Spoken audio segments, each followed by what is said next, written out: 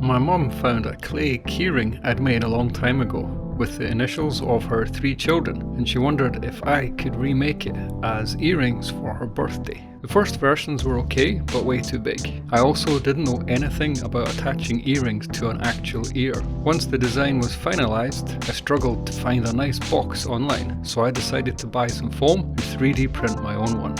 She thought they were lovely.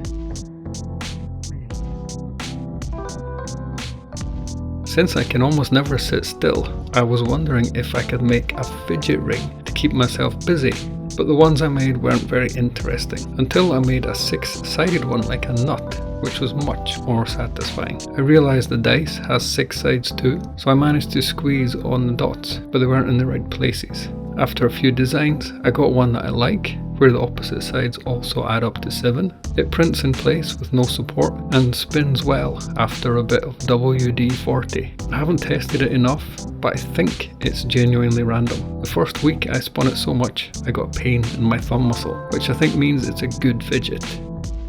My girlfriend keeps her cat food in the top part of her fridge door, and since she feeds her cat at least 3 times a day, this means the lid is opened and closed just as often.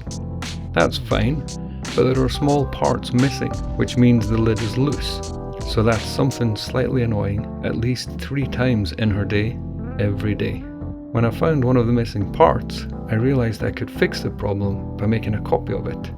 I took the print to my girlfriend's and excitedly took the lid off her fridge, put the original part back on, and tried the print on the other side. The hole was too small again, but after a bit of pressure, I got it on. It looked good, but would it fit in the door? Would it work? I squeezed it in the original side, then carefully put it in the new print side. It fitted. I lifted up the lid and down again. It worked. Now when I lift the lid up and down, I get an immense sense of satisfaction. 3 times a day. I was reasonably happy about the shelving system I'd made, but every time I pulled out one of the Kugis boxes, it was uncomfortable, almost painful if the box was heavy. The hole was slightly too sharp, so I decided to make some 3D printed softness. At first I couldn't think of a good solution to connect the 2 parts, then I remembered a video about C-clips, which turned out to be really easy. Printing with supports made it difficult to keep the surface smooth, so I chopped up and rearranged the model, then superglued the pieces together. At first I had them in different colours to identify each drawer, but it looked stressful, to me anyway, and they are easily 1, 2, 3, 4, 5 anyway. I printed them in black so they match with the rest of the shelves, and now they look and feel nice.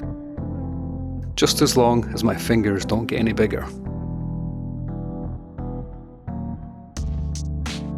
My son doesn't quite remember that I've told him to put something under the glue gun when he's using it, which means there's little bits of glue all over the table. I thought that if I design a nice holder, he'll use that and save me lots of time removing the glue.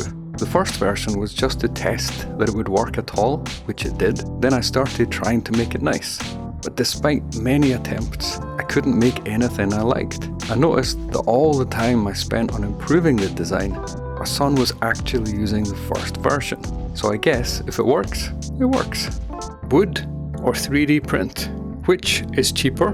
Which is better? There are these shelves in my hall that really would be much better as drawers, but I wasn't sure if they would be better made of wood or 3D printed. So I bought some wood and started printing. The sewing and screwing took about an hour, the printing 12 hours. I'm not a great carpenter, so the wood drawer was a bit rough, but feels and sounds nice.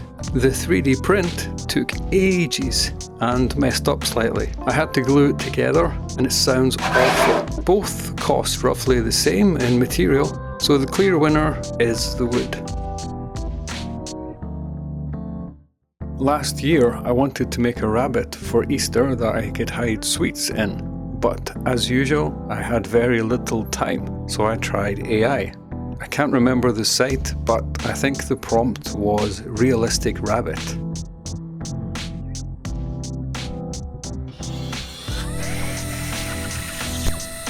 The result was nice, but way too complicated, so I simplified it before chopping it in 2.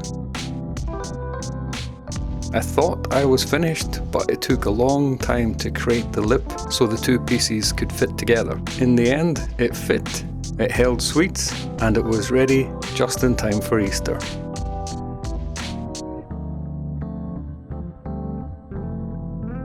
My girlfriend wanted to buy these boring plant signs, but I said I can make better ones. So I had to really hurry because she needed them right then. I put her name on them, and since they were quite flat, I managed to print them out quickly, and she's super happy. If you want some, but maybe not with her name on them, head over to my shop.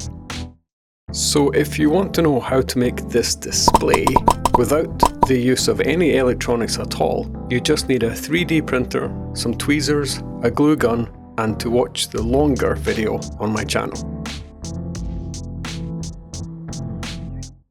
My sister wants to keep a spare mattress under her son Liam's bed, but there's just not quite enough space for it. So she asked me if I could help her. We needed 4 supports, each about 40 centimeters high, that would be strong enough to take the weight of a whole bed and her son. So the obvious answer was a 3D print that would be filled in, but it would take forever to print and cost quite a bit of money for the filament. So I designed one that would hopefully be strong enough and use minimum filament. I printed. No, it messed up. I printed. No, that one messed up too. I cleaned the nozzle, the bed, and printed. Nope. I changed the nozzle. Nope. I ordered a new hot end and waited and nope. Oh, one worked. I started a new one and nope. I took the whole thing apart, cleaned it all out, tried again, nope. Ordered a new 3D printer and printed them out. They went under the bed and worked a treat.